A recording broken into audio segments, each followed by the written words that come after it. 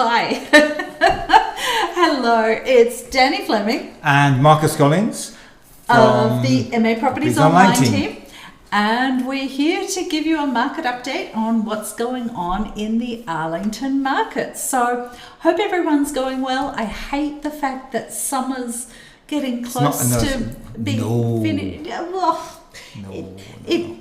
Anyway, the days are getting shorter. That's for sure. 7 o'clock at night. That is definitely it's getting dark. But anyway, look, we shouldn't keep rabbiting on about this sort of stuff. Okay, so let's get on with the. Yeah, let's get on with this. So, what we have, we're the MA Properties Online team.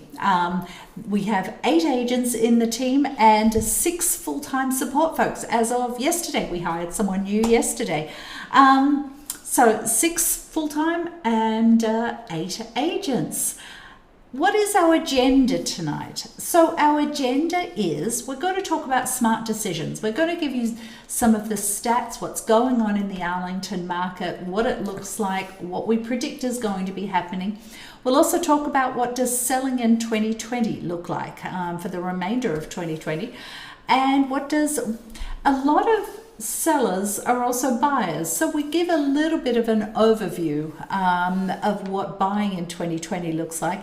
In fact, we did a webinar, a masterclass, buying masterclass on the Arlington market, buying in the Arlington market just before Labor Day weekend. It's got current stats in it as well, exactly what's going on. So if you want to dive in depth about what's happening, just go to our website at mapropertiesonline.com, click on the blog posts, and you'll see it'll be one of the latest blog posts on it.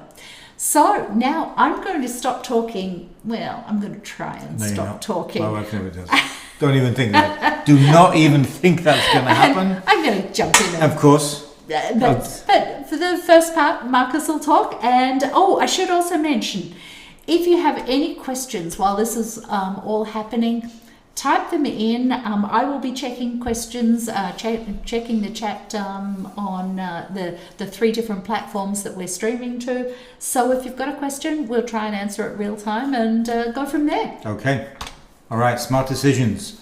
Yeah. So what I'm going to do is talk about the characteristics of the local market, which realistically means, so what's the impact of COVID on 2020 and what's going to be the impact in 2021? So I'll try and answer that as best I can over the next 20 minutes or so. So some high level numbers. This is Arlington as of the end or beginning of 2020 in January this year. In 2019, the average price for a single family, 821, or the median, I showed the median price is 821, median for a condo about 600. But as you can see, this graph is kind of semantic. Well, it's clip art, but it actually, the shape of it is very much shows you what happened in the market. Since 2009, we've seen a relatively steady rise in prices in the Arlington market. So we've had about a 63% rise since the prior peak. So ignoring the crash, which realistically wasn't very much in Arlington. Much in Arlington, no. Right. Giving us about a 63% rise since the market turned, basically. So why is that? Let's kind of take the big picture first of all in terms of what's going on in the market. And to do that, it makes sense to look at some demographics. So this graph shows us the number of people who are in each age bracket, males and females and so on. So there are 2 areas on this graph which are important, 2 age groups which are important very specifically to the Arlington market. I've highlighted those in yellow here. The top one, the higher age bracket, this is 2015 data, so it's about 5 years behind now. But as you can see, that upper bracket is the baby boomers. That is the children born just after World War II. They are now looking to retire, downsize. So they're now looking to move out of their 3,000 square foot home into something a little bit smaller, more affordable. The lower age bracket is the millennials, the first-time home buyers. They're looking to move out of their rental into their first home. And if you think about those 2 groups, Arlington fits the bill for both of them. First-time home buyers looking to move out of Boston, Cambridge, Somerville, stay close into the city, but still be, in their stepping stone to their first home. So Arlington fits that bill. Great communications, public transport into the city, vibrant town, a lot going on. We'll excuse COVID for the time being. It will get back there. So it fits the bill very much for the first-time home buyers or the millennials.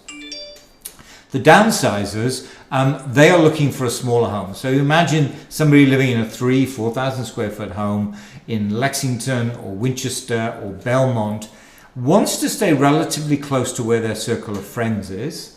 And so Arlington fits that bill. The average price in Arlington is lower because the average size of home is lower. And so because of the average size of lot is lower. Yeah. So that's why Arlington is a great destination for the downsizers, relatively close to where they are today. If you think about those three more expensive towns, it kind of fits the bill there very nicely. So that's why Arlington is seeing a large increase in the number of homes or the number of buyers looking for a home in that town. That's what's going on, the kind of big picture in terms of what's happening. Now, if we kind of look a little bit about what's happening in terms of COVID, and I want to start by looking at a profile really of what happened from the beginning of the year. We've divided this really into two periods, what we call lockdown and buyer confidence returns, with the crossover being sometime in that May timeframe. Prior to that, at the beginning of the year, we had the usual round of open houses, very, very well attended open houses too, but they dropped off about mid to the end of March. A little more about that in a minute. What happened at that time is that buyers moved from physically going to open houses to start looking at the 3D tour, the videos, the photographs, so-called virtual showings, if you will, looking at whether that home fits the bill. If it does, and only if it does, then going for a private showing. As we got into that May timeframe, so the number of private showings is increasing. The number of open houses is increasing too, although Danny has a lot more to say about open houses a little bit later on. And then the virtual showings are still relatively high, beginning to drop off as the number of real open houses start. That's when that's really going to virtual open houses. The virtual showings are going to be to decline.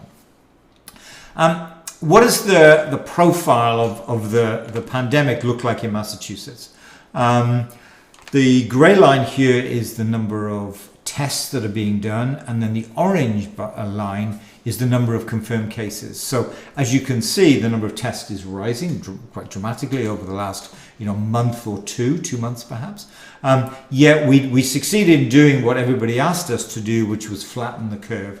And we have a relatively low number of confirmed cases and therefore deaths in Massachusetts. What that's meant is that the buyers now have some confidence. Now, that's not to minimize the economic impact of this. Clearly, it's been very severe. But in terms of the buyers who have the confidence in the economy, in their job, essentially, they are coming back into the market. And because that number, that confirmed case is very low, they have confidence to come back in. In terms of how that played out as the year went through, we were looking very much at the number of listings as the metric to watch in terms of how the pandemic was going to affect the housing market. So if I look first of all at single family listings, the blue bar here is 2019 data, month by month, and the orange bar is 2020.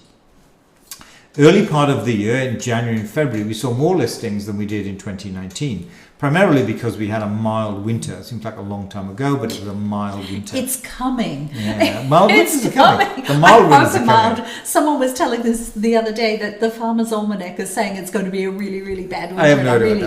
I have no idea. That's true. So, first half of March, parity. Then it began to affect the first-time home buyers, the downsizers.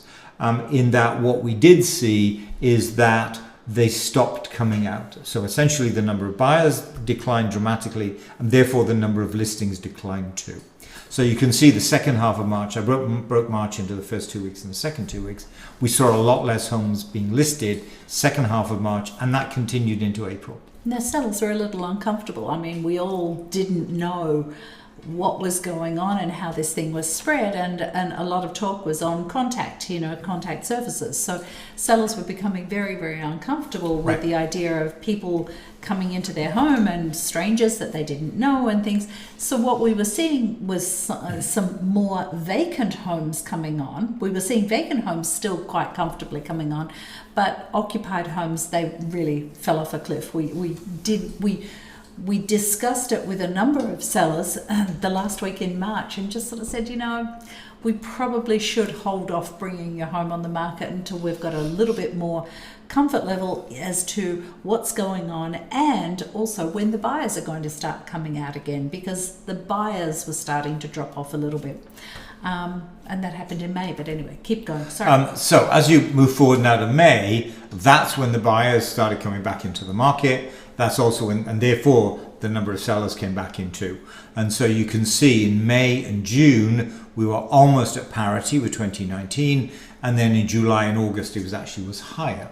And August is dramatically higher, isn't it? About double what we would have normally expected. Yeah, normally August is relatively quiet because people are thinking about, the last gasp, the kids going back to school. Most people, if they're buying a home, they need a mortgage, and mortgage companies, take about 4 weeks to get a mortgage. So if they didn't have something under agreement by the first week in August, let's wait. But this year, it's the homes are hopping. The whole real estate market is hopping at the moment. So if you look at the cumulative to get a sense of where we are kind of week by week, you can see that we are slightly behind. We're ahead of 2019 early in the year because of that mild winter, but now we're just marginally behind. This is single family. We're marginally behind 2019. What's worth mentioning here, though, is that if you go back to what we were predicting before this started, we were predicting more homes coming on the market in 2020 over 2019. We already saw an increase of 2019 over 2018. I'll show you that in a minute. But we were predicting more homes were going to come on the market in 2020. So we are less than 19, but we're also much less than we anticipated would come on the market this year. So slightly behind on when it comes to single family, and we're almost at parity. Slightly different profile of condos in terms of when the market slowed down, a little bit later in fact. But as you can see there, we're at almost at parity in terms of the number of condominiums that were listed in 2019 versus 2020. So digging in a little bit more into the detail of this, take a look at the inventory graph for Arlington. A couple of things are interesting in this. So this is a graph that shows you how many homes were available to buy at the end of the month. I picked the end of the month, as it were. So how many homes are available to buy? And it's the absolute number not really meaningful. What's meaningful is to look at the overall trend of this. And you can see in 2010, 2011, 2013, we've coming to the end of the crash, if you will. 2012. Sorry, 2012, excuse me. 10, 11, and 12. That's the end of the crash. Buyers coming back into the market, therefore the number of homes that were available to buy declined because the buyers essentially were buying them. Fast forward now to the end of 2018, you can see a peak, a spike in the number of homes that were listed but not sold at the end of 2018. And that was in fall. We were seeing that quite dramatically in fall.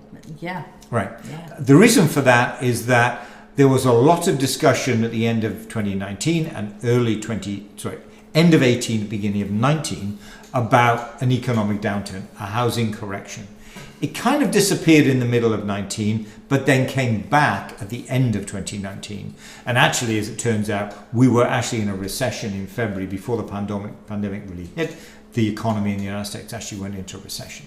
But what you can see now, if you fast forward that now to 2020, overall more homes on the market. It's a wider, started earlier, and homes just not selling. So we're seeing that the pandemic play out, but prior to that, we're also seeing this thought that in late 18 and throughout part of 2019, an economic downturn coming, and therefore sellers bringing their home on the market to get it on the market before there was a real downturn. Buyers being a little bit hesitant to buy. And so you've got these kind of competing factors here. Sellers coming on the market, buyers being a little bit reticent to buy, and that's what pushed up the inventory levels in late 18 and throughout 19, and to some extent, not quite though, in 2020. What's happened this year though is once we've got through the kind of March, April, early May timeframe, buyers are coming back into the market. We are seeing a larger number of buyers coming out from the city out to the suburbs, just because one, they don't need to be in Boston. I mean, they're currently working from home. They don't need to be in 800 square feet. They would much prefer to be in 1200, 1400, 1600 square feet. So we are seeing a large number of buyers moving out of the likes of Boston and Cambridge into the suburbs. And Arlington's a great destination because of that relatively low in comparison to the towns around. Single family price of 820 and then condominium at 600 or so. You can see that play out very much in the rental market too right now. There's anywhere from 3 to 4 times the number of rentals on the market in Boston and Cambridge than there were this time last year. Some of that's clearly due to the students not coming back, but that's still a large number of rentals. And what that means is people are deciding, I don't want to rent in Boston. I don't need to. Let's move elsewhere. And one great destination for that is Arlington. So we're seeing a large number of buyers in the market right now. And what that means is clearly with more buyers in the market, prices are rising. This is the median single family home price in Arlington. Blue is the historic up to 2019, as you can see at 821 at the end of 2019 or for 2019. Here we are fast forward to where we are now in August of 2020. So with the latest data I've got, we're upwards of about 870, maybe, we may even tip over 900. Time will tell on that, but certainly a substantial increase in the median price of a house in Arlington, just because more buyers in the market and slightly less sellers. Same thing playing out in the condo market. Here it is here. Just over 600 was the average, was median for 2019. And now we're just shy of 700 now. So we're seeing exactly the same play out in the condominium market as we are in the single family market. So, crystal ball. What are the 2020 or the rest of 2020 predictions? What we said in January this year is kind of interesting to look at what we said in January and how that's different from today. And where they can find that is in the Arlington Market Review that we publish at the beginning of the year and is sent to every mailbox in Arlington. So that's where some of these things that we talk about, what we talked about at the beginning of the year, is what's found in the Arlington Market Review. Right. What we said is that we were going to see more sellers due to the economic uncertainty.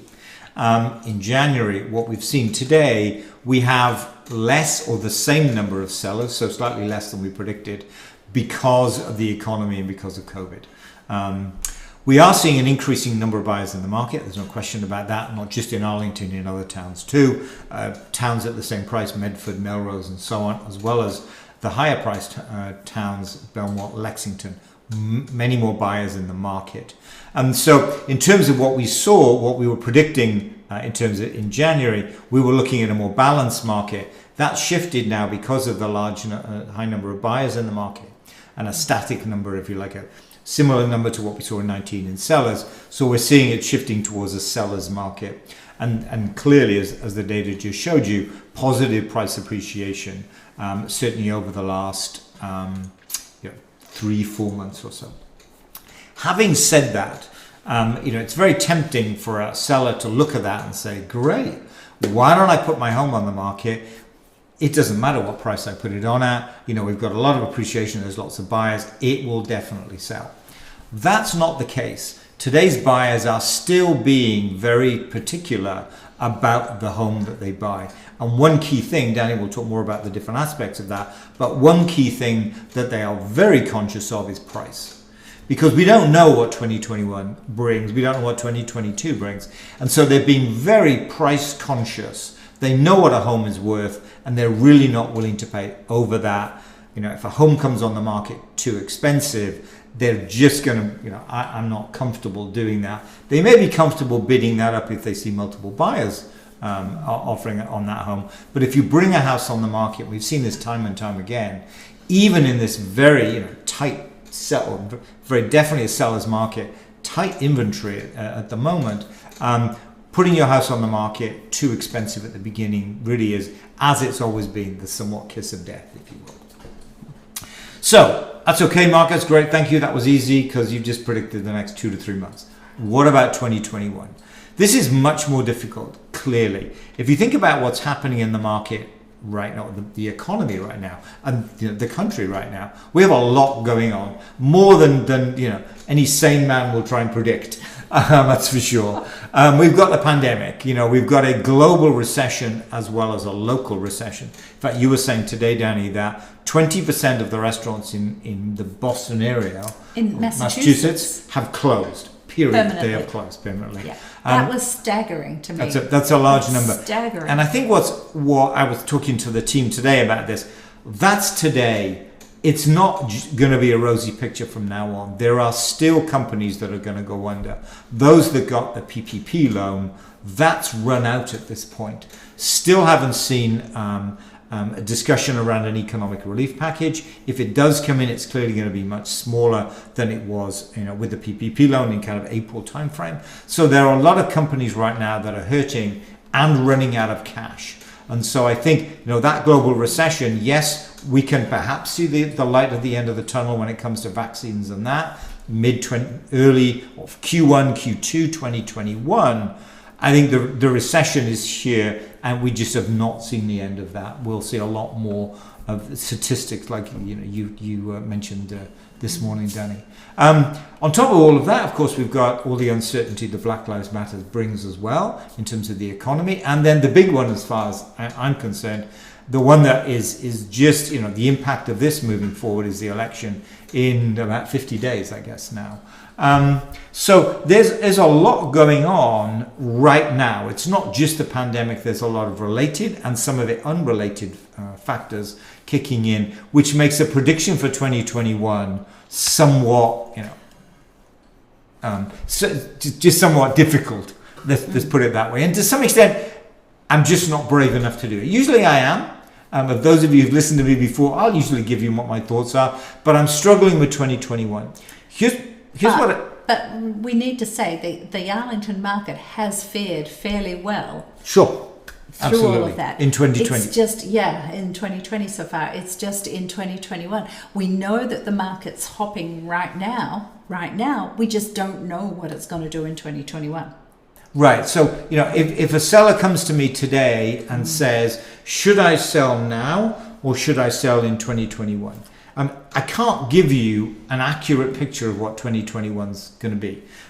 We know the vaccine's going to kick in Q1 probably. We know it'll start having a material impact in Q2. So yes, perhaps the end of 2021. Yes, I can see some light at the end of the tunnel. But I can't say with any certainty, March or April is going to be a great month for the housing market. What I can say with certainty is right now we have less sellers than are required for the number of buyers there are in the market. And so if the question is now versus spring 2021, the answer is, if you can do it, is now, because spring 2021 is problematic. Now, I think as we get through at least one of those, which is the election, that will put some certainty one way or the other. As we begin to see how the vaccine plays out, Q1, perhaps we get a sense of it this year, that will begin to kind of play out. So given a couple of months, perhaps 3 at the outside, I think we'll have more idea of what 2021 will bring. Can't make it today, and I think if somebody says, well, should I wait till 2021?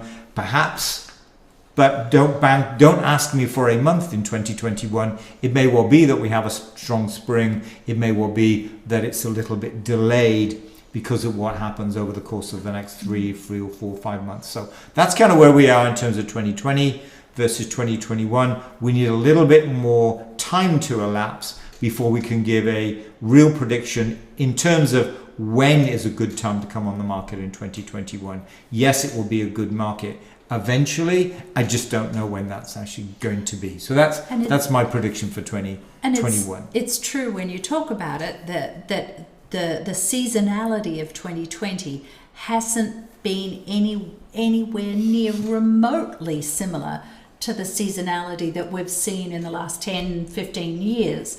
So 2020 already, I mean, the fact that we have had so many homes come on the market in August and we have so many buyers out there in August, that's just not happened before. So everything's topsy-turvy right now. It's probably going to be topsy-turvy until things start settling down somewhere, some period of time in 2021.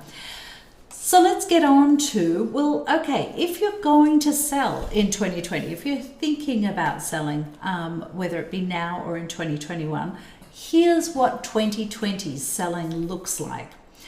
But first, before we head into that, let me just sort of talk about the fact that these 5 keys to maximize the sales price. These are the 5 things that are important regardless of whether you're in a buyer's market, seller's market, balanced market, COVID market. These are the 5 components that are really important to do to get the highest price for your home. So smart decisions. We went through some of that with Marcus just in the last 20 minutes or so, half an hour. Let's get into, there's a couple more things that we need to talk about for 2020 and selling that pertain to smart decisions. So we as a team are not doing any more open houses for the remainder of this year. We don't know what 2021 is going to look like. We're not doing them for 2020. Why, you say? So it's not because of the health component of doing an open house. It's more that you can lose the buyers by doing them. Now, due to COVID, we really can't have more than one buyer group in a home at the same time. So let's say you're doing an open house, and some agents are doing these and losing buyers left, right, and center for these homes.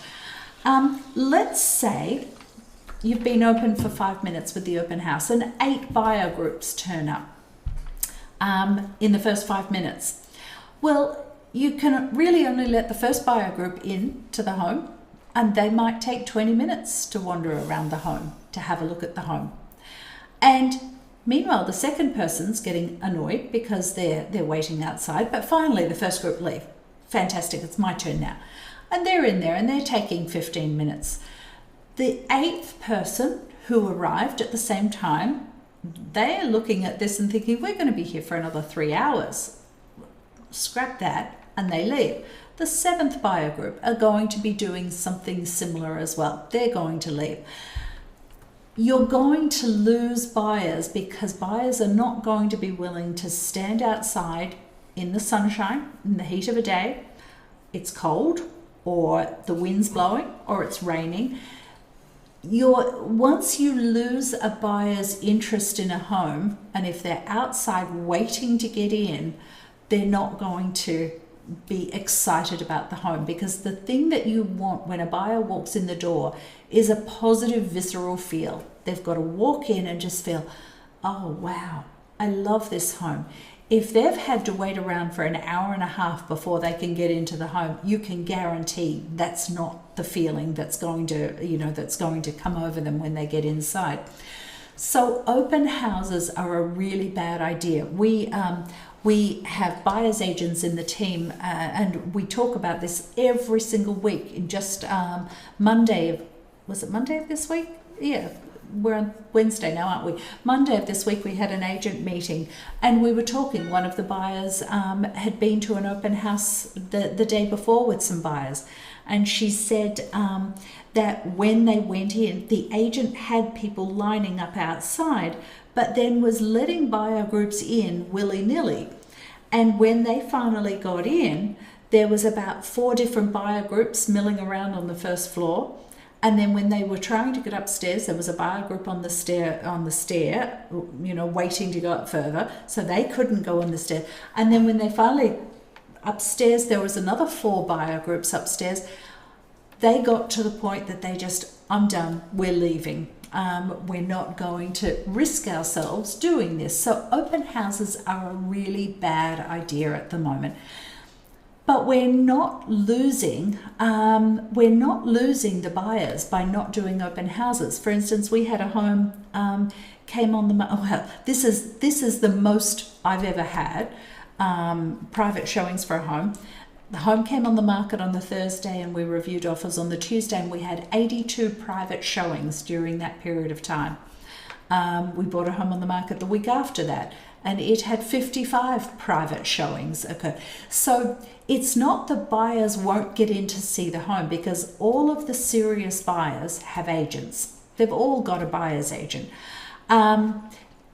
If they like the home from what they've seen online, they're going to get their agents to make a physical showing, a private showing for them, and they're going to get in to see the home, just not during an open house time.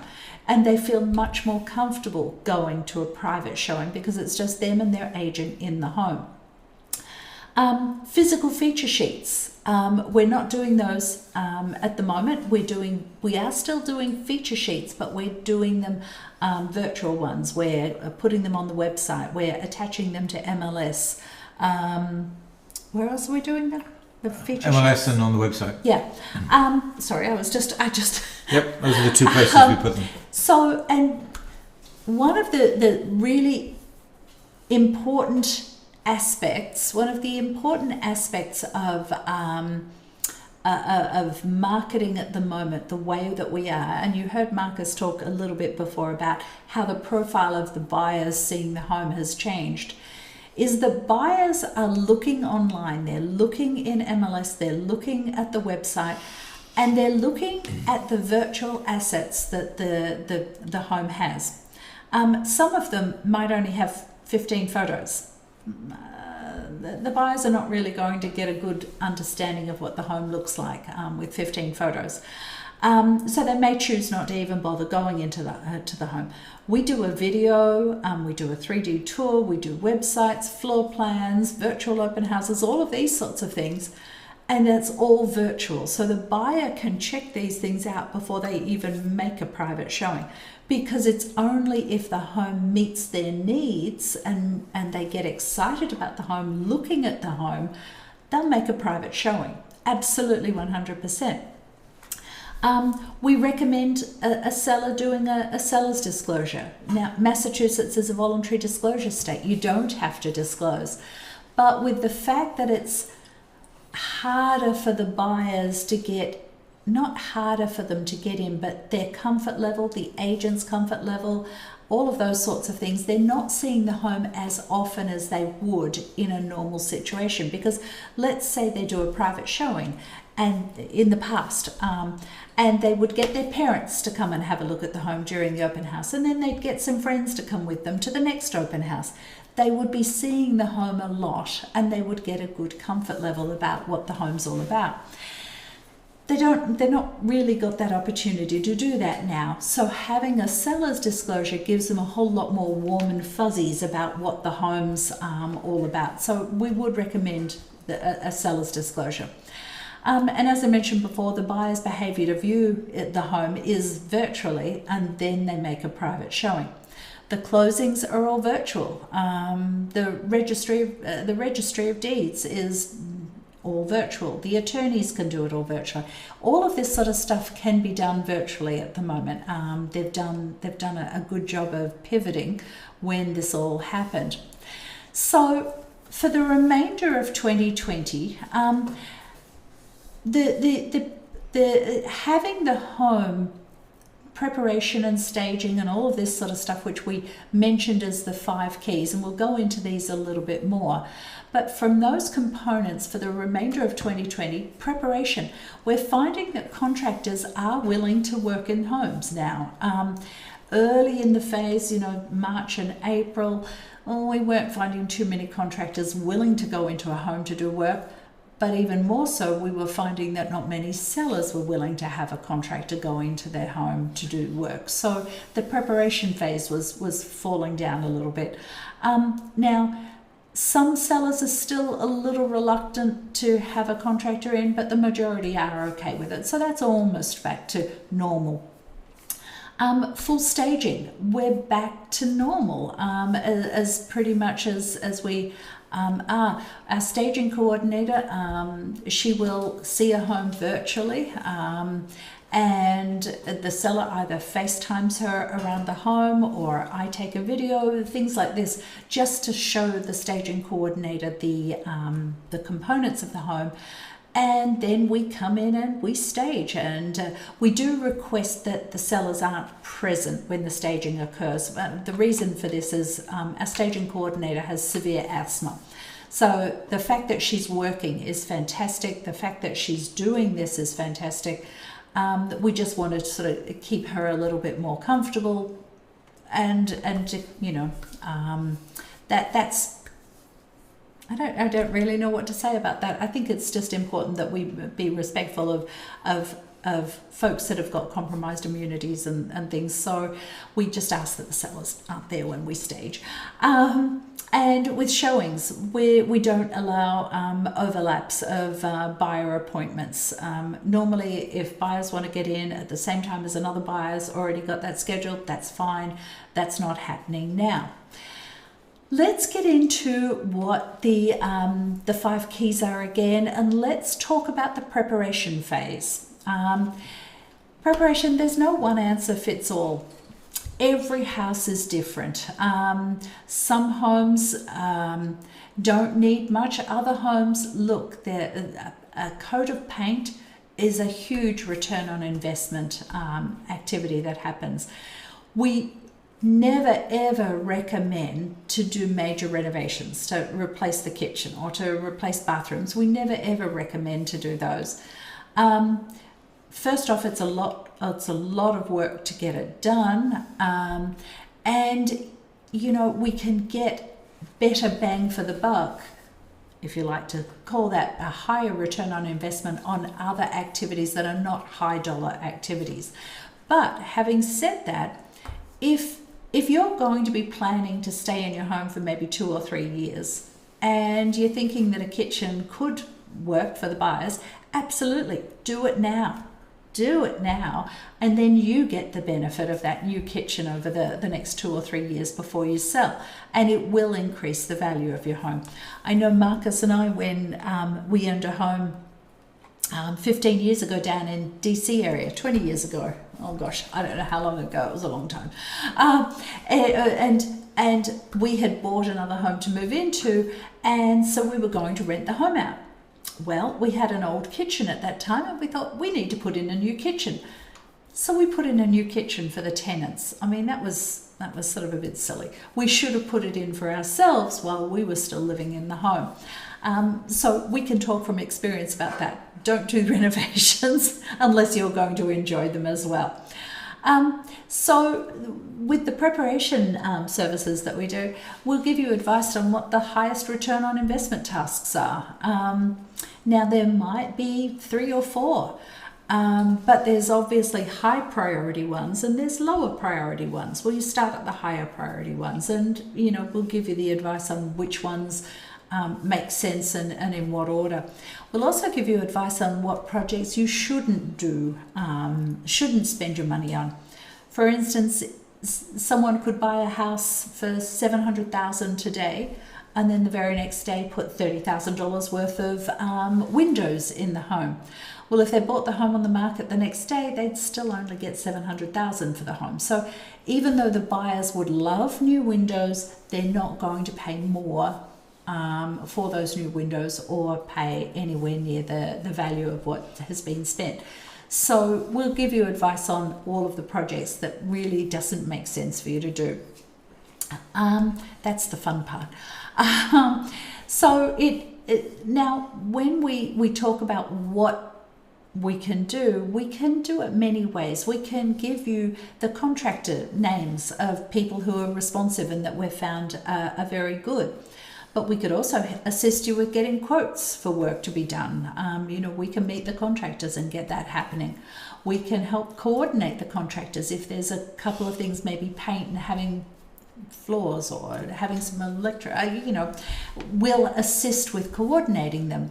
And then we can assist with overseeing the project in conjunction with the seller. So we can do the whole gamut of different activities. You're the one that tells us what you're comfortable with.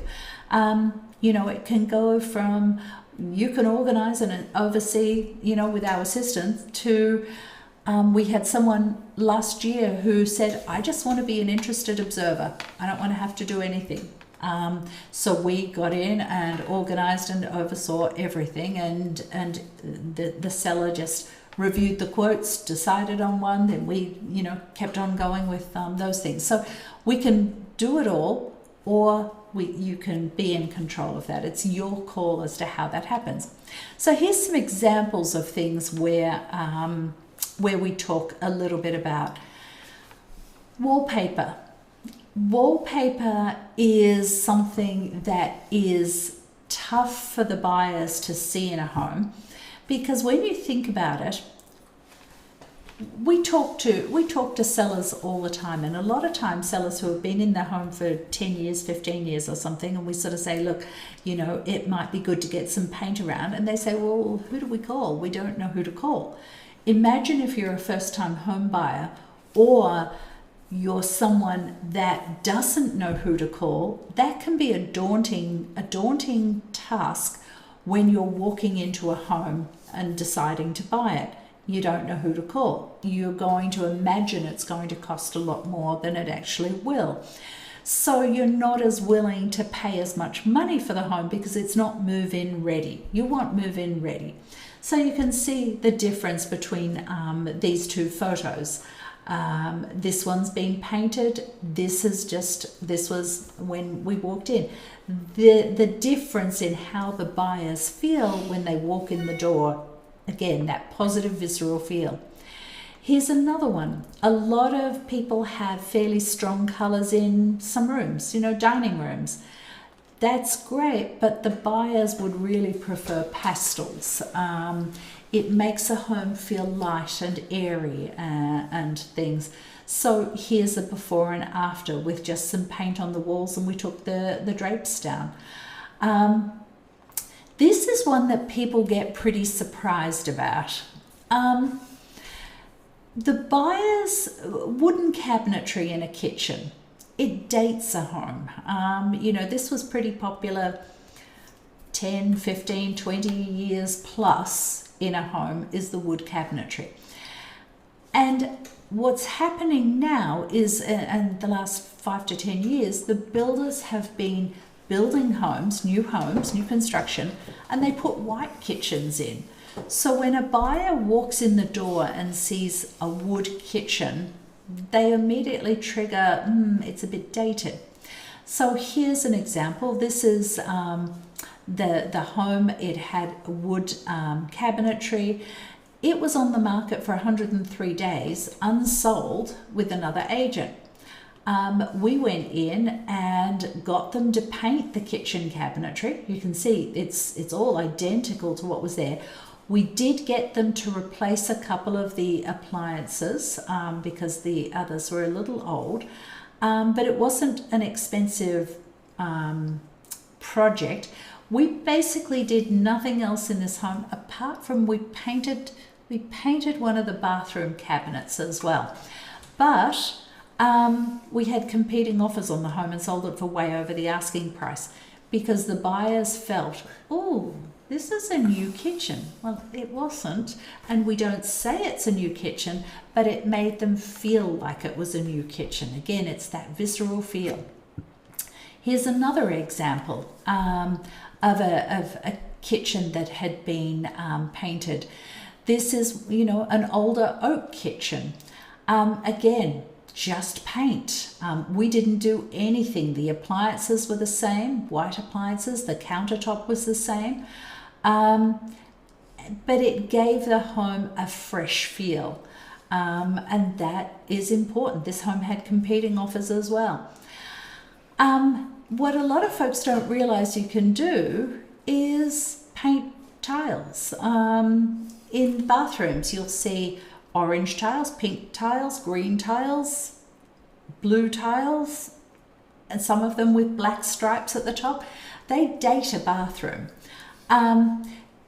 What we always recommend is let's just paint the tiles, because Benjamin Moore sell a bonding primer that goes on the tiles first, and then normal paint or a satin paint goes on top, and look at the difference.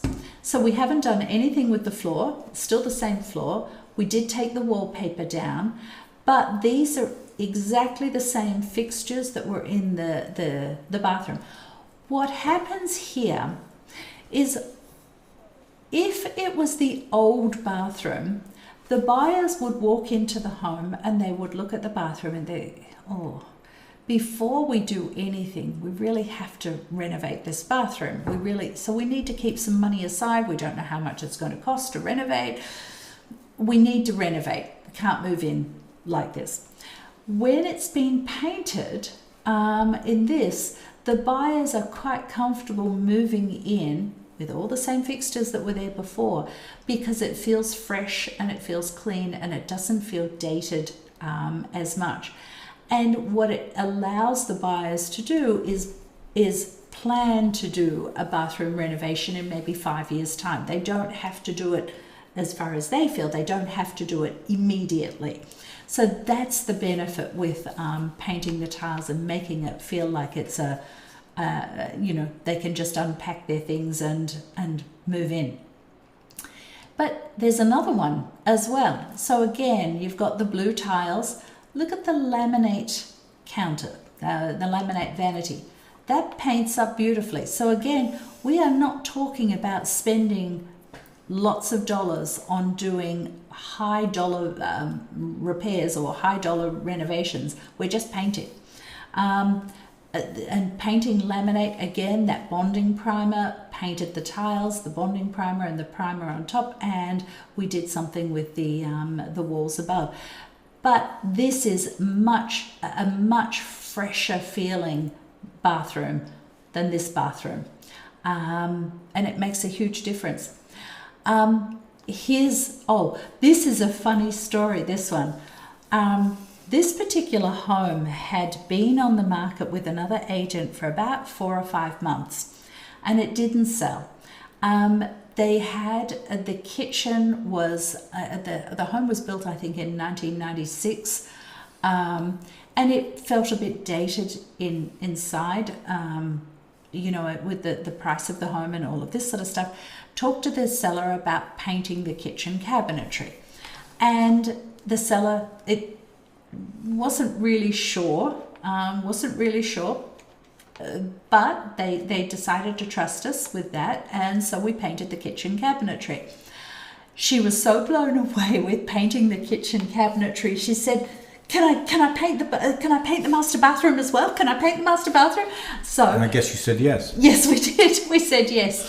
So this is the master bathroom that had new paint on it. And as you can see, it just feels a fresher feel to the room with fresh white paint on it. And that's what the buyers like.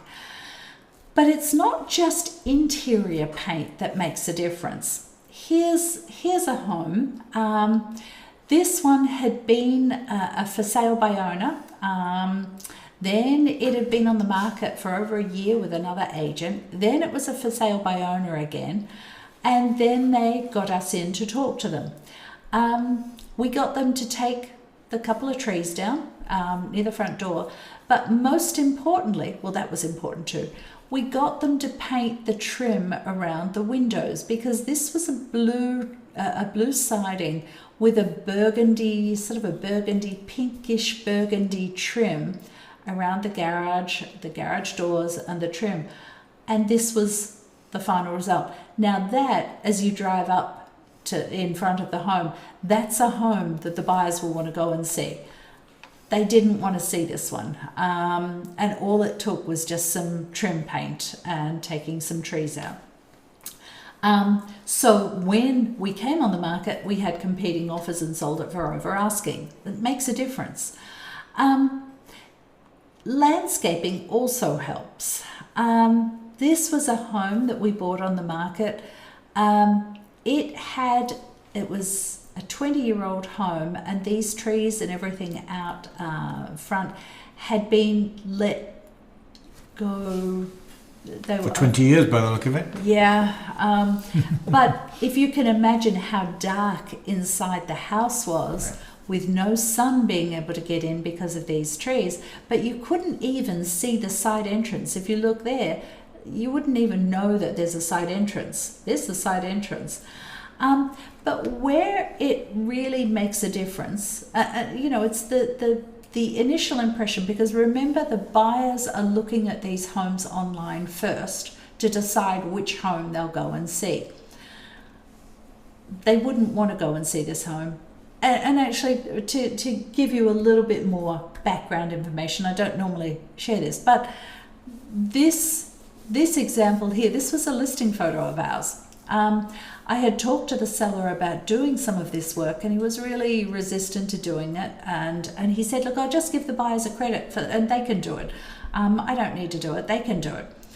And I got him to agree that we would come on the market his way and we would do it his way. But if the home didn't sell, we'd come off the market, we'd do the work my way, and then we'd come on the market my way. So this was actually a listing photo. We didn't get any private showings, really didn't get any activity.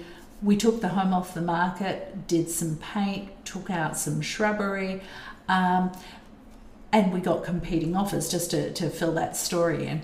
But what also happened is, because we took out some of this shrubbery, there's new plantings here.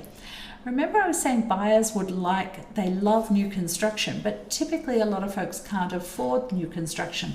Well, what was happening in this is new construction always has brand new plantings. So buyers would see this online and think, oh, this is a really good price for new construction. It wasn't new construction, but it felt like new construction to the buyers. So anyway, it had competing offers. So there's all of these psychological triggers that we can work with to get some activity on a home. One of those psychological triggers is staging. So let's talk about staging. I've got some stats here for a minute though. And these are stats, these are published stats. 83% of buyer's agents said a staged home helped buyers visualize the property as a future home, according to NAR. This is National Association of Realtors. 25% of the buyer's agents said potential buyers increased their offer between 1% and 5% on a staged home, according to NAR. Now, I don't want to try and do math while we're doing this, but good plan. 1% and 5%, let's say $1 million, 1% $10,000, 5% is $50,000, just with some staging on a $1 million home. That sort of brings it into perspective of how important staging is, and it's a presentation to the buyers. And 85% of homes surveyed were sold for 6 to 25% more than homes that were not staged, according to a home stager organisation. Now, so before you go on, yep, I have a question. Okay. Because I have seen a large number of homes, I've seen a number of homes that have been virtually staged, taken the photographs and added furniture in Photoshop. Does that work? Nope. Why not? That is one of the worst things that you can do. Why? So remember, we were saying that when a home,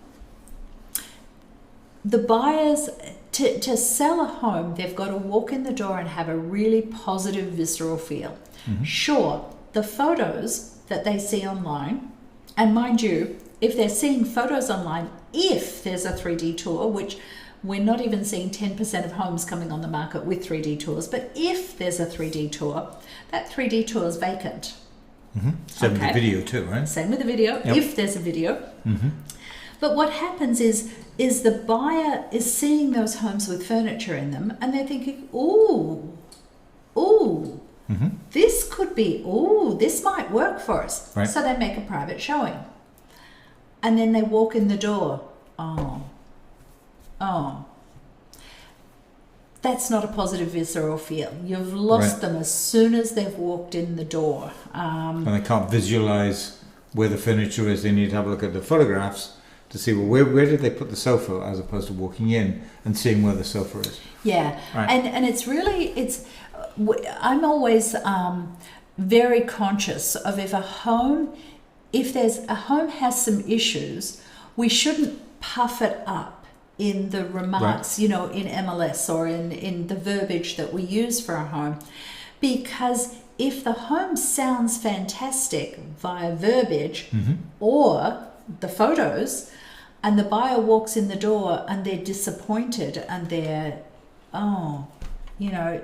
feel let down, there's no way you're going to get them back up again and to feel positive about the home again. So virtual staging often does more of a disservice to the activity that happens with a home than because it's just the photographs, just the photos, a limited number of photos. Yep. And that visceral feel when the buyers walk in the door is gone. Not only is it gone because it's a vacant home, because that's a negative, but it's even more gone because they were looking forward to seeing the home. Right. A really nicely done home. They were expecting to see that, and that's gone as well. And they didn't, so you've hit them with a double whammy. Okay. So staging, we have our own staging team. Not all of the people in that team. No, that's true. There's some agents in there. Yeah, I'm not on the and our staging dog. Team, just so you know.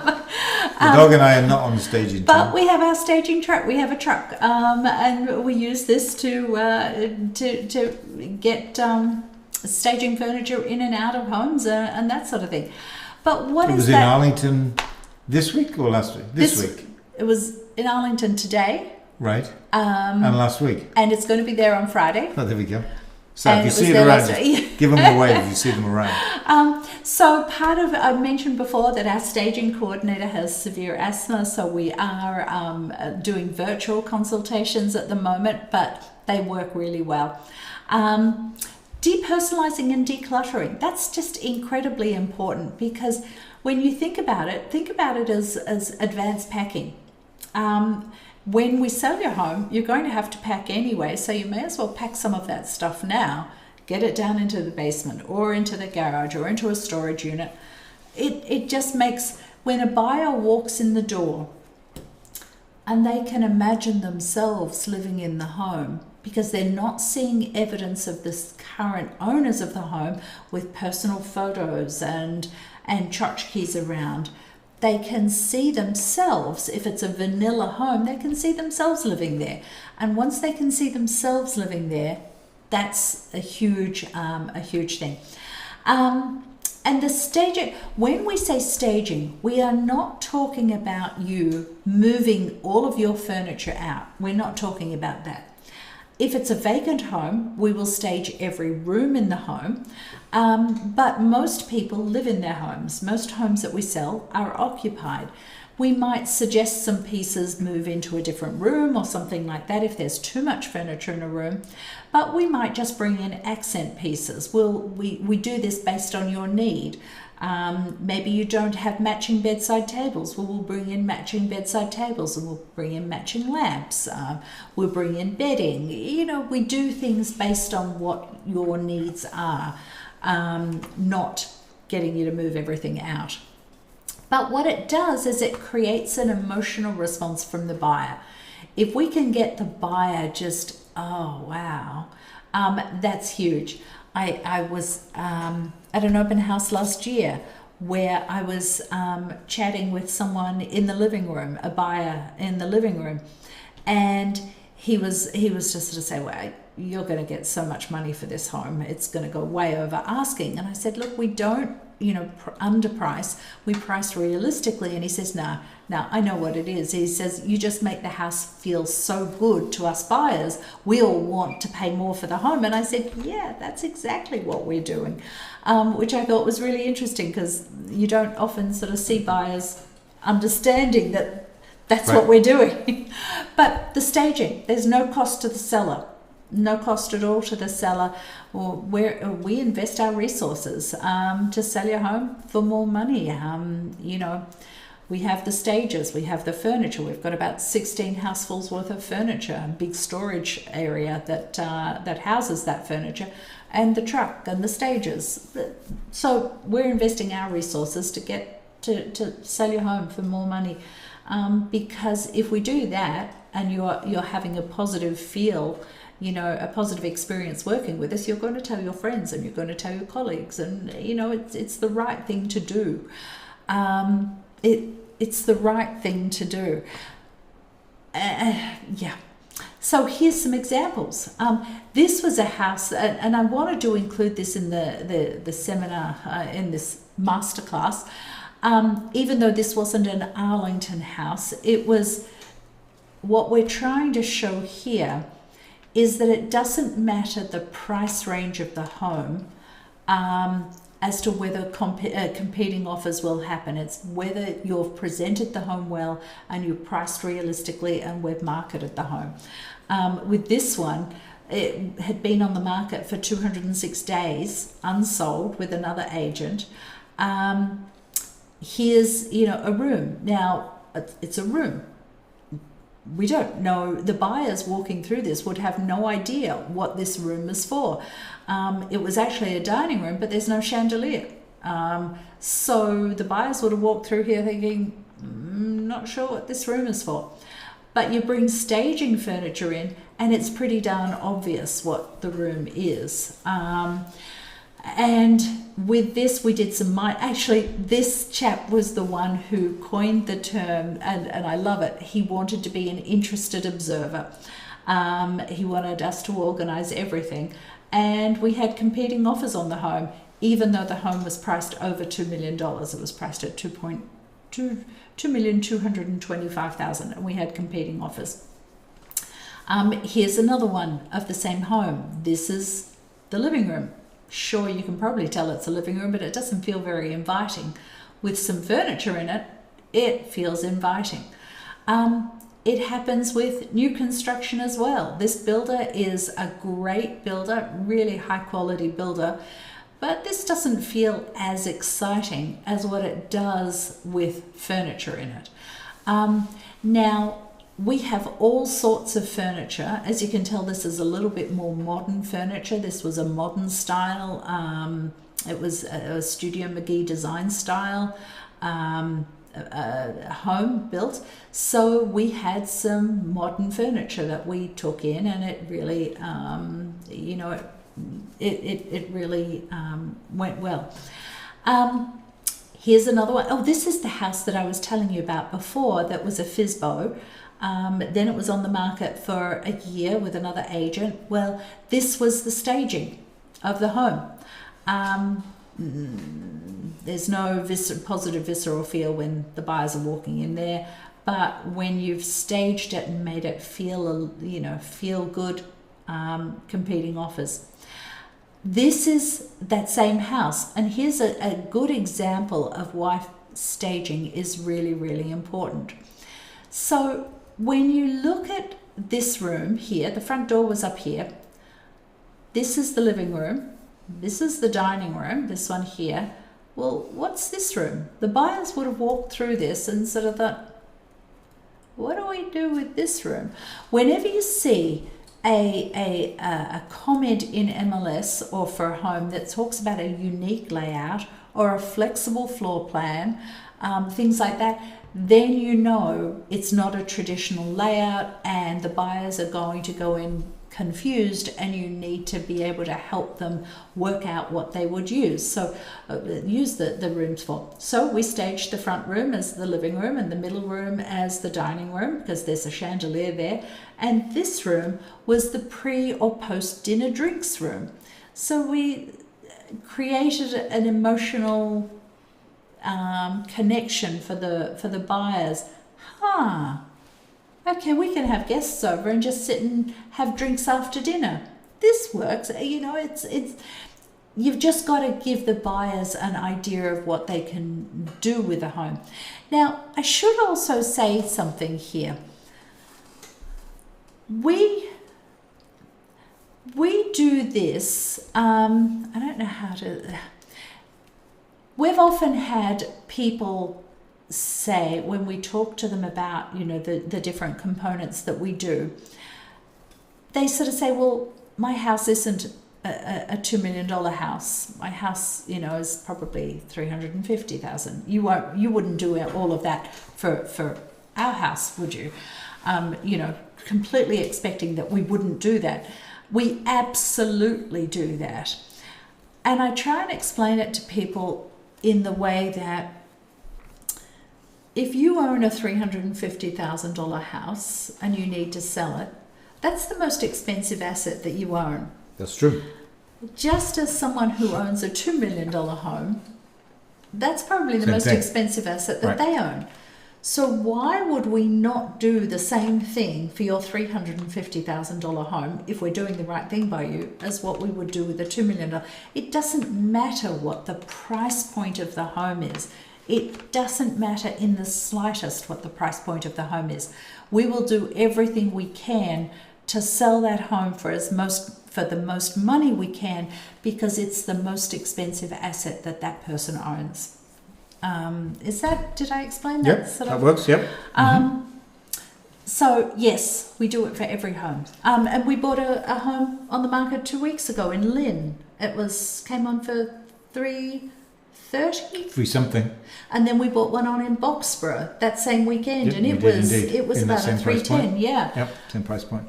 They were both vacant homes, and we staged them. Our truck travelled that week. It was at Boxborough one day. I asked him if I needed to put fuel in it today, and he said no, he did it the other day. So it's done some miles over the last 2 or 3 weeks. Yes. Lynn, Medford, Boxborough, you name it. It's been everywhere. Yes, as well as Arlington and Lexington. It doesn't matter what the price point of the home is, it's going to get all of these things. So now let's get on to marketing. I want to sort of show you something that's really exciting. Let's talk a little bit about what happens in this market. Does marketing matter in this environment? So virtual assets, and what we say by virtual assets are your 3D tours, your videos, your floor plans, your websites, all of those things. They're key to selling a home in this market and getting the highest price. What we've identified is that there's a direct correlation between people who are viewing the virtual assets and private showings. Now, what we've tracked it down to, and this has been over the progression of this year, that if we can get 40 plus views of the 3D tour in the first 2 days a home's on the market, then that typically results in about 20 plus private showings of the home in the 5 days. And the 5 days, I'm meaning it comes on the market on the Thursday and goes, we had competing offers, reviewing offers on the Tuesday. But not only that, there's a direct correlation between the number of private showings and offers. If we can get the 20 plus private showings in those 5 days, typically we're getting 2 or more offers. Now you might sort of say, well, how would we know how many views of the 3D tour we're getting? Because you know how many private showings you're getting and that. Now that brings us into an exciting thing that we just released about 2 months ago, I think, and it's just about. Is it on? Now it is. Now it is. Now it is. So it's a listing dashboard. Now we have an app. We've just released an app. It's on the Google Play Store and what's the other? The App Store. Thank you. And you can see it. This is a screenshot. This is my phone right now. You can see down the bottom, you've got the home, dashboard, sell, buy, and more. So there's different sort of components there. This is actually a home that we're bringing on the market tomorrow. And you can see it's the pre-listing phase. And the pre-listing phase is all of the activities that occur prior to coming on the market. This is a home in Arlington that's coming on, and it's coming on. You can see the MLS listing date being September the 10th. That's tomorrow. What I want to show you is when it goes on market, you have real-time stats of how many views of the different components there are, and then when the home goes under agreement, we go into the accepted offer phase, which is up the top. Let me go and show you, because this home's not on the market yet, I can't show you its real-time stats. Let's see. Oh, 177 Palmer. This one's coming on next week. This is in Arlington, just around the corner from that one. But it's not on the market yet. Let me go to one last week. Okay, so what you can see here, and these are real-time. When the home came on the market on August the 13th, that was 3 weeks ago, August the 13th, as the day was progressing, the seller was seeing how many showings we were getting of the 3D tour. And it ended up for the remainder of that day, 97 views of the 3D tour. And then the next day, we had 130. The seller was seeing these as they were happening. Now, and obviously, as I was sort of saying before, there's a direct correlation, the 40 plus showings of the 40 plus views of the 3D tour of the first couple of days, that was telling us, and we were also getting a whole lot of private showings. That was telling us that, already immediately things were happening. But you can also see how many people were looking at the floor plan views. You could see how many people were looking at the videos. And you could see how many people were looking at the virtual brochure. Now, this is data that you're not going to get anywhere else. Now, sure, on Zillow, I mean, we're capturing anyone that's viewing these things, whether they're coming from Zillow, whether they're coming from Redfin, whether they're coming from Realtor.com, whether they're coming from ColdwellBanker.com, Redfin.com.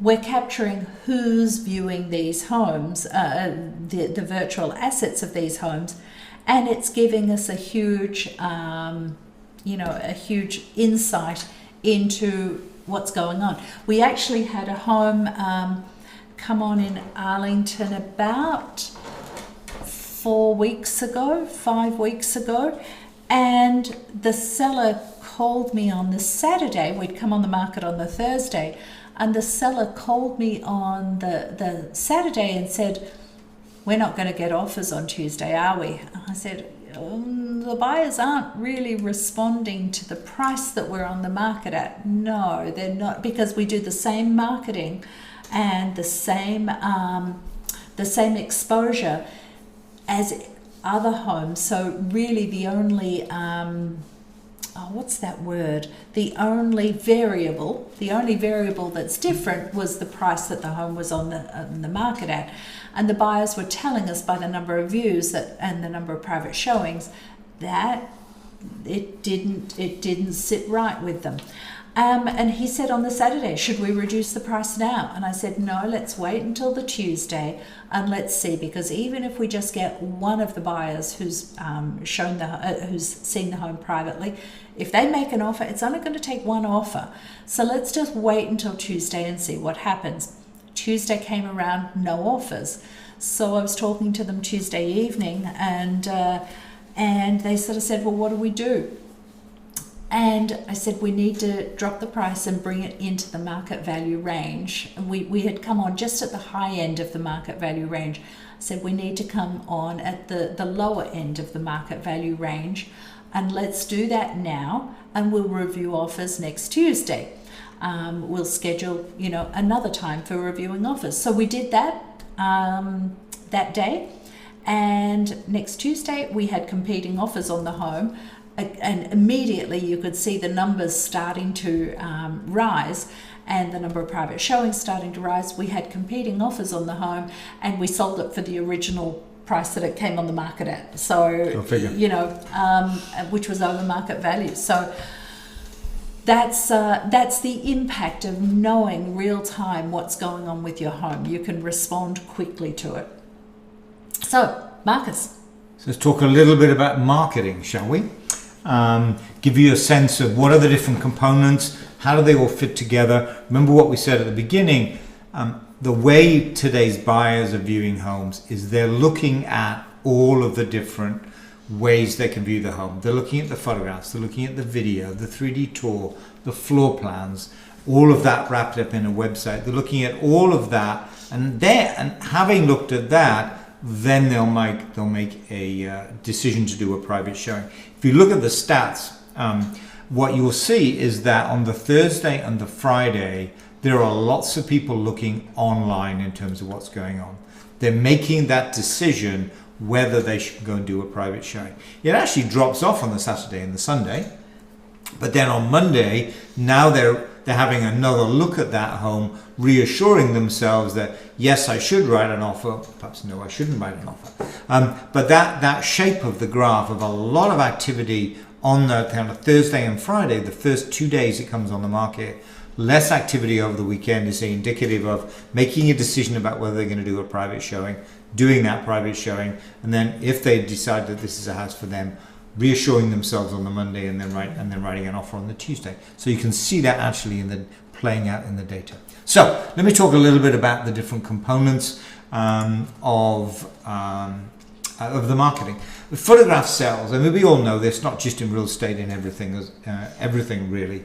Good quality, high quality photographs sell no matter what the home. We have here a contemporary home in the upper corner, and then a more traditional 1900s home in the lower corner there. So irrespective of the home, high quality photographs matter.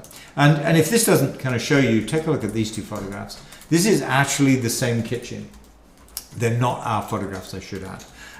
But as you can see, the seller in this case, looking at the lower photographs, has done all the work, staged the kitchen, it's neat and tidy, it's not cluttered in any way. So they've done all that work, but lo and behold, the photography has let them down. And remember, they're looking at all these, they're looking at these photographs and video online first. Based on the photographs, they're making a decision, will they go see that home? And so in this case, it's highly likely that more people would come to the home in the lower home as opposed to the upper home. So that photographs has always been important, but even today it's even more important. The other way, of course, that people view homes today is through video. View anything for that matter. You're viewing this either as a live stream or as a video. And we do lots of different videos, many different videos we do. Because it's really important to cater for different aspects of the home. We will do put a GoPro on our dog's back on some homes to get him to go around the home. Now, cute, yes, but ideal for social media. That's what it's for. It's designed specifically for social media. That's why we do that. And we do the more traditional video. And in fact, why don't I just I'll go talk and then I'll show you them. Then we do the more traditional walkthrough video as well. But what we also do now is a virtual open house. And we record that open house so that people can look at it afterwards, which is where Danny or the listing agent will kind of walk around the home giving a commentary. As if you're at an open house, opening closets, looking in the unfinished areas in the basement, going outside, places where your video typically doesn't go or your 3D tour doesn't typically go. So just trying to help the buyers understand the home before they come in. and make a private showing. Let me give you a quick example. This is the video which is specifically designed for social media. This is what gets the likes on social media, gets shared with friends share it with other friends, and so it gets that kind of viral appeal. Yep. And that's important. Because when they click on what's underneath this video, guess what? It will take you to the website, and I'll show you that in a minute. We also do the more traditional walkthrough videos. This was a home in Arlington on Candia Street. That came on just before the pandemic kicked in, but we had something like 18 offers on the home, and it sold for way over asking, which was fantastic. It was a beautiful home. And then, I'll jump right into the middle of this one. This is the virtual open house, when Danny gives an explanation in terms of the area. This is the outside, actually, I think, of Lake Hill that I'm going to show you in a minute. It has a view over the Spy Pond. And here, Danny's walking you through the home, giving that running commentary about all different aspects of the home. And I get tongue-tied while I do them sometimes. But they're fun to listen to. It's fun to listen to. So, we do video for all of those. I mean, it's very, very important. But having done all those videos, clearly the next thing that we need to do is we need to wrap it up with a single place that people can go, a website. And here you can see that. This was 39lakehill.com. Everything you could possibly want about that home. And we structure it so that you kind of walk the buyer, potential buyer, through the home. So here's information about the home. Let me scroll down. Here's information about the home, everything you should want to know, what the schools, the square footage and that. And then a series of narratives walking you through the home, and then the associated photographs. So imagine yourself kind of at an open house walking through the home. More than one photograph here, so whenever you see a list of photos, you can kind of page through the photos. And here we are kind of walking through that home. Dining room, then into the kitchen area. Here's the outside. Stunning garden. Click through the photos. And adjacent to the bike path. I mean, brilliant location. Taken from the bike path, that was it. Oh, here's the bike path. Yep. Yeah, there's they even put some small steps going down into down to the bike path, from what I remember. Yep. So walking you through here. Now we're back up to the bedroom area and so on. And actually, that one closes tomorrow. Does it? Oh, there we go. So here's the basement area. So that kind of walks you through the home, but we're telling you how we anticipate you will walk through the home. What we do as well, and let me load this one up, is we do a 3D tour. We do a 3D tour of all our homes. Everyone gets a 3D tour. Let me put this in full screen mode. It's much easier to see. There we go. Here, you, the potential buyer, are in charge. So if it's 3 o'clock in the afternoon or 3 o'clock in the morning, they can walk around the home anyway, spend as long as they want looking at this home. Here's that dining room we just saw before. Maybe we run through to the kitchen, go through there, through to the kitchen area. You can go in there, take a good look around, all aspects of it. I mean, you can spend as long as you want in here, and then if there was there is a downstairs. I guess we could even go downstairs in this one too. But you can go upstairs, you can go downstairs, you can look at everywhere around the home. In addition to that, you can look at the floor plan, and this is a little different from the usual floor plan that you see, in that it just gives you the floor plan with the furniture in place. We also have the usual schematic floor plan that you're all used to, but this actually shows you it with the furniture in place and how the current scale, doesn't it? Right. Yeah. You can all look at all the different floors. Actually, there's the basement area, for example, and so on. So you can look at, and there's the upper story there. The other one that Danny likes to look up, and let me put all of the floors on. There we go. The floor plan. Let me just zoom out a little bit. There we go. It's a dollhouse view, so you can see what's above, what room's above what room. So you can really get a good handle now, because this is the upper 2 floors and the basement. It's sort of missing stuff in the middle. It looks like it's missing, but actually somebody else lives there. Somebody else lives there. Right, but it's a lot more effective when it's a single family home and you're not missing a whole level there. Yeah. So this is specifically designed for people who, as Danny mentioned before when talking about the open houses, can't spend as long in the home as they would expect to. They can't go to the open house and linger, look at everything once or twice or 3 times over the weekend. With this, they can. They can look as much as they want, as often as they want, whatever time they want. They can share it with friends and family. Everybody can take a look at it. So it's a very effective tool in terms of for potential buyers. So back to the website. Here's the video. Here's the Lake Hill video. Here's the virtual open house for that home as well. And then Danny mentioned the property brochures that we don't print anymore. This is the equivalent to the property of what we would have print. Here's that schematic floor plan that people know and love. Some photographs of the home there, but also what's happening with the Arlington market. In this case, the condominium market, and also where is the home in relation to the schools and the town centre and so on. So all the information there that you would expect to pick up at a brochure is all there, but a lot more, in the website itself. Finishing off the seller gave us some photographs that also shows where the its relation to what was going on with Spy Pond, as well as some outside photographs. And then here's the links to the floor plan. Here's the map too. Here's the map in terms of the relation of the house into the school system. And then finally, that ever important, perhaps not as much today, but it certainly will be moving forward, public transport in Arlington. So we've kind of wrapped everything up there in terms of everything you could possibly want for the home. Now, having done all of that, how do you get it in front of the potential buyers? That's the next question that we need to address. And we'd have 2 approaches to that one. The first approach is a broad approach focusing on social media. Here we have a coming soon, a just listed, a home of the week, and so on. This is what we push out onto social media broadly. Now, broad does not mean cross-country. It clearly means in the area where we are. Well, not the area where we are. We need to clarify. It's not going out to San Francisco, but we're pushing it to Boston, into the inner city areas and things like this, where the potential buyers could be coming from is where we mean from that perspective.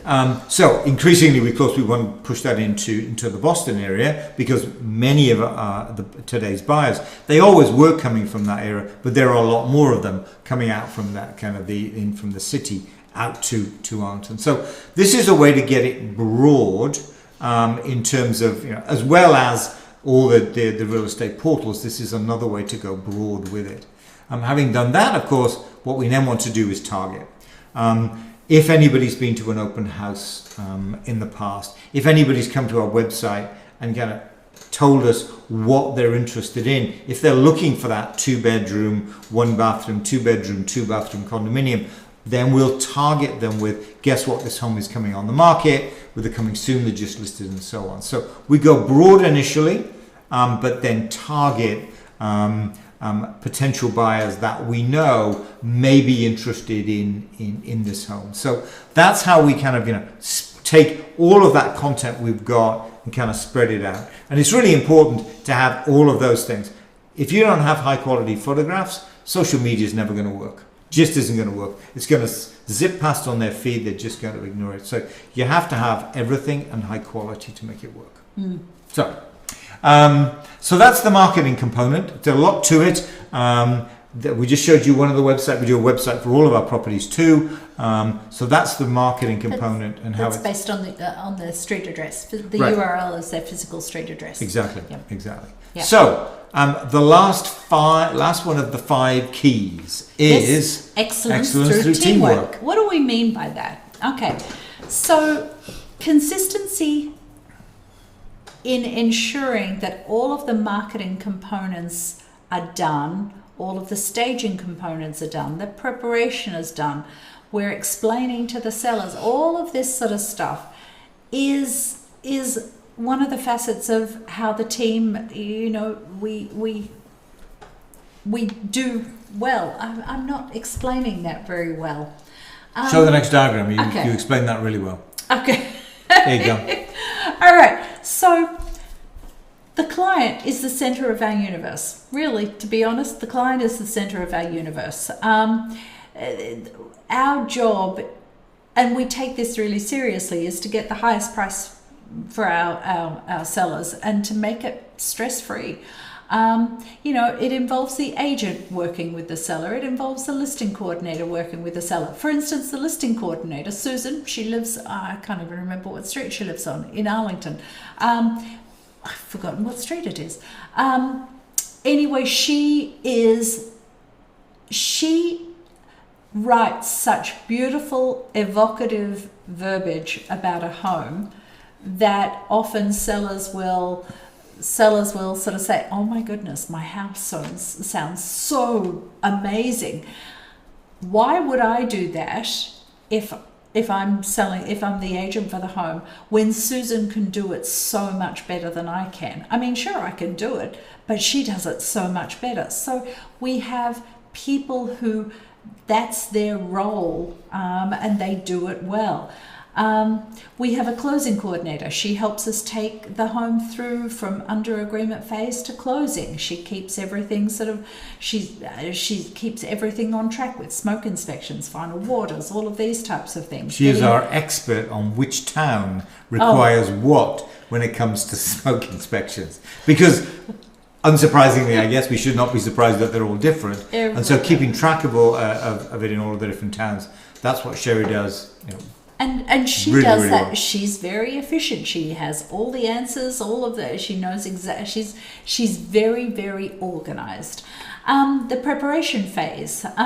We have someone whose job it is. She's excellent. She's called our contractor whisperer. Staging. Our staging coordinator is an interior designer. She can stage your home and do a great job. Sure, I can stage homes, but I don't do it as well as she does. Our marketing, sure. When we started out many years ago, we did our marketing. We did it okay, but our marketing guy can do it way better than we can. We just tell him what we want, and he just goes and does it. He does. But the whole purpose of what the team does is to get the highest price for the seller and to be there for the seller. We like to consider ourselves a partner in making this happen for you. Because our goal, to sell your home for the most amount of money in the least amount of time with zero hassle or stress. Because if we do that, you're going to tell your friends about us. You're going to think positively about us. And you become friends. It's a relationship for life. We keep in contact with we don't look at people as one and done. We'll sell their home or we'll help them buy a home and they'll never hear from us again. No, we keep in contact with you. Unfortunately, one of the things that have fallen by the wayside with COVID times is that we have summer barbecues and winter parties, and all of our past clients come, all of our future clients come, our current clients, because it's, we keep in contact with people. Anyway, our core values, integrity and ethical behavior, they're our absolute number one thing. We won't ever breach those. Education, not selling. That's one of the reasons that we do these seminars, because masterclass. We've just started calling them masterclasses. I don't think you have, actually. I'm just saying. I'm just putting that out there right now. Okay, just saying. Sure. That's why we started putting these together, because what we were saying before about someone's $330,000 home versus their $2 million home, they're the most expensive asset that a person owns. Unless you know that 3D tours and videos are important, and preparation is important, and staging is important, unless you know that those components play a large part in getting you the highest price for your home, you're not going to know that when someone is not going to do that will impact your bottom line. So we're trying to get that message out there. This is important stuff, and don't accept second class. That's because it's going to bite you. And exceptional customer service. That's one of the things that we do. And you saw we have a whole lot of people, and our job is you're the center of our universe. When we talk about making sure that you don't make mistakes doing this, it's really important to use a professional, not Aunt Mary or a friend who lives down the street who's an agent. If they don't do it day in and day out, they're not going to get you the highest price for a home. You don't want, this is a term in the industry that all agents know about. It's a 3Ps agent. And there's an awful lot of 3Ps agents. So what do we mean by a 3Ps agent? A 3Ps agent is someone who puts a sign out front, who puts it in MLS, and then prays. You don't want one of those agents because that's not going to get you the highest price. But it's not us saying this. Sure, we're saying it, but it's not us that's actually saying this. That didn't sound right. The National Association of Realtors commissioned a report, I think it was about a year ago, 2 years ago, as to what were the biggest threats to the real estate industry.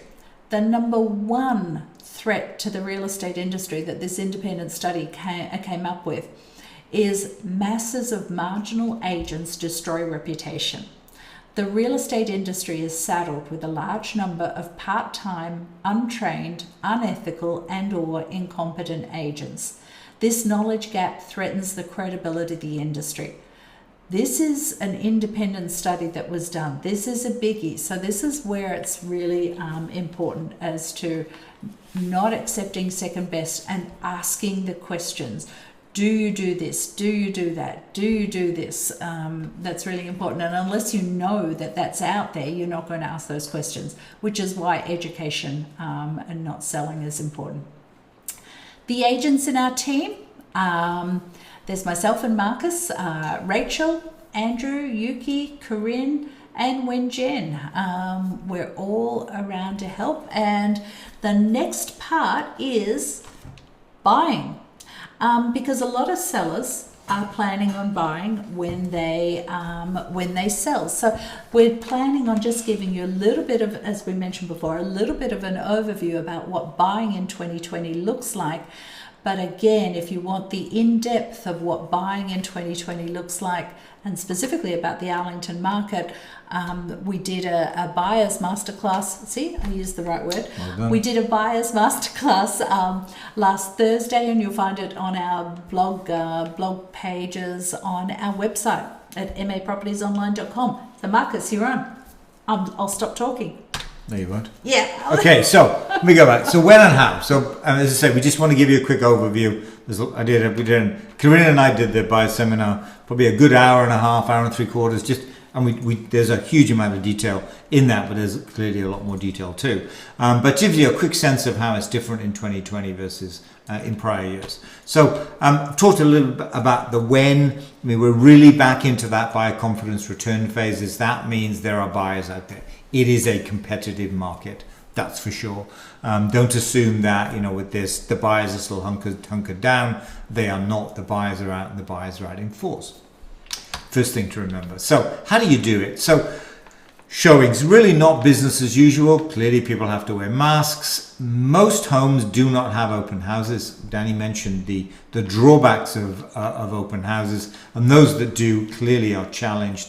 Realistically, the right way to do this, of course, when it comes to showings is private showings. They're much preferred. They always were realistically, but even more so today.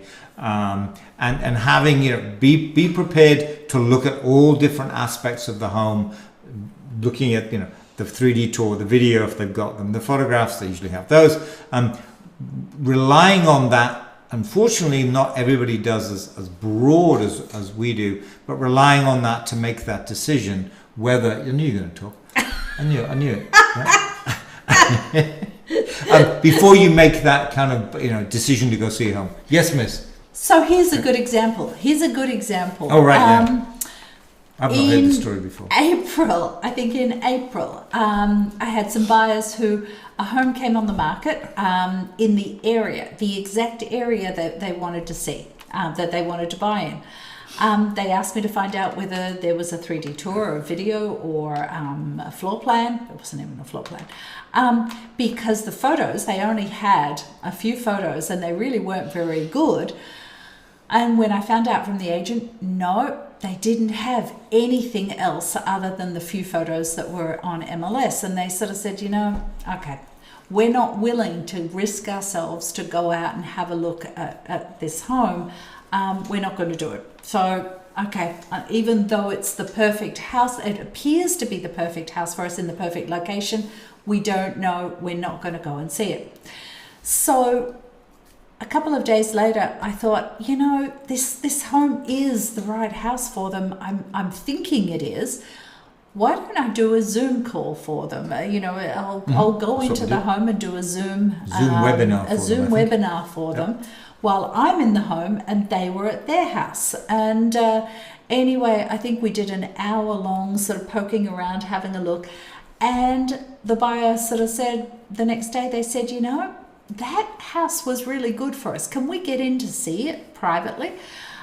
So I got them in for a private showing and we ended up a few more private showings. After that, we bought the home. That agent would have lost those buyers. That agent lost those buyers, and it's only because I got them in and figured out, technologically wise, how I could show them the home, that they ended up buying it. So these digital assets, it's huge. You absolutely have to have it. Sorry, you can talk again now. Thank you. Where was I? I forgot. But no. Also, that most homes are only allowing one private showing at a time. What that means, of course, is you've got a limited amount of time you can be in the home.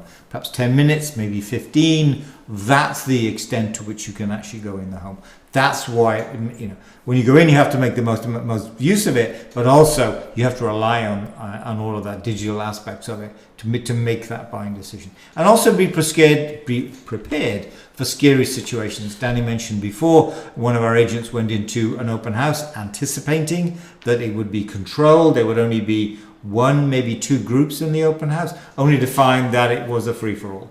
And you know what? I remember her saying too, it wasn't that she was going during an open house. She made an appointment for that time. Right. And when she turned up, there was an open house happening around it. And it was a free-for-all. So, those situations will arise. We have other horror stories as well. But, be prepared for those situations. Just be ready for it. Inspections. We have had a situation, we still have to some extent, some inspectors not allowing the buyer to attend, perhaps only allowing one instead of both buyers to attend. I've had that situation. Some inspectors as well, they will just provide you with photos, video and phone consultation. They will do it without you being there and just provide you with a report at the end of the day. All of which is not, as far as I'm concerned, satisfactory, just because there's so much that you miss not walking around the home with the inspector. Even something as trivial as, how do you change the air conditioning filter? So this is, for me, having somewhat restricted inspections is a real shame for those buyers who are requesting an inspection. So you kind of have to rely on that team around you, be it the buyer's agent, to say, yes, you need an inspection, and again, filling in some of the details that you didn't get from the report and so on. So relying on that kind of extended team you have around you is really, really important, in this environment.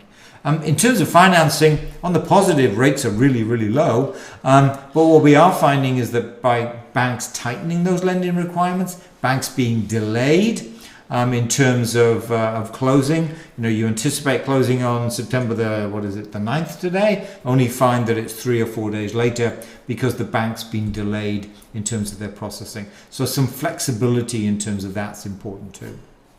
So flexibility in time, but perhaps also some flexibility in price or in money, because what we are finding, we found, and a little bit to this extent today, appraisers are just doing drive-bys. Which realistically means a desk appraisal. They're not even driving by in many cases, I'm sure. What that means is there's the potential for lower appraisals. we have a very hot market, certainly in Arlington at the moment. Prices are rising. If the appraiser's not going out and looking inside the home, it's difficult for them to give an accurate appraisal value. And so there is the potential for lower appraisals, and we certainly saw that this year. We haven't seen that for many years previously. We've certainly seen that this year as well. So have some flexibility in timing, but also some flexibility in money, because it may well be that it appraises for 10, 20, 30, 40,000 less than your offer price. So have some flexibility in that.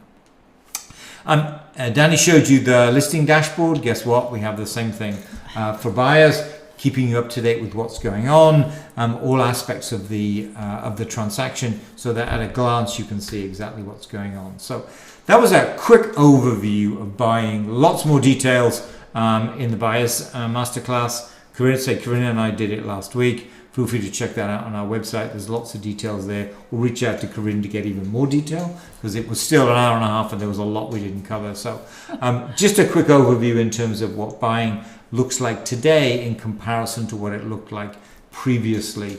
That's what we just wanted to try and show you in that aspect. And we're done. That's it. We're done. Thank you for those who stuck around and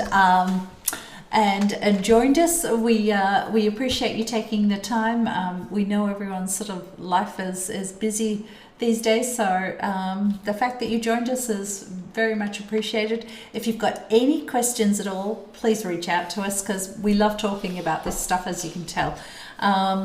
When Marcus lets me get a word in. Yeah. So, all right. Anyway, we're rambling now. Okay. We'll go and get a drink.